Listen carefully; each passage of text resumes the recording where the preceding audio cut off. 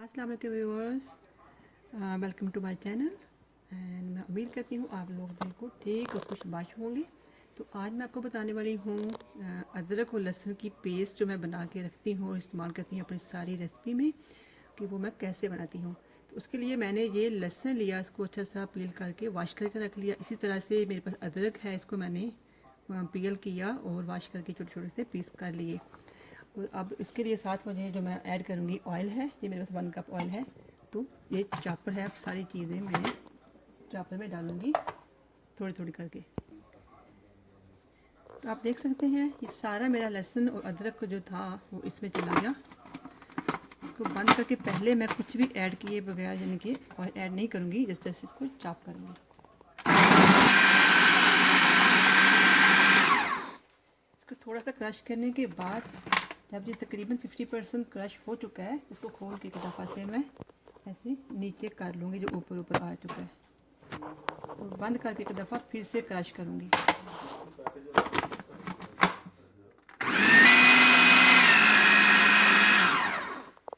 اب اس میں oil add کروں گی، تقریباً مور دین ہاف اس میں چلا گیا۔ آئل ایڈ کر کے ایک دفعہ پھر سے یہ اوپر جو آیا ہے پیسٹ کرش لہسن ادرک، اس کو اوپر کر لوں گی اور پھر سے کرش کروں گی۔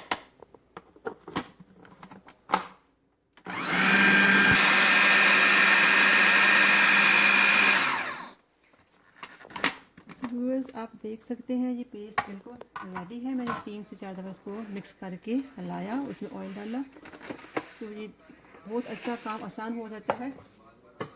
اب یہ تقریباً میری 1 سے 2 ویک چلے گی اور کام بالکل آسان رہے گا، ہر دفعہ مجھے بنانا نہیں پڑے گی۔ میں نے تھوڑا سا اس کے اندر پہلے آئل ڈالا اور اب اس میں ایڈ کروں گی میں۔ تو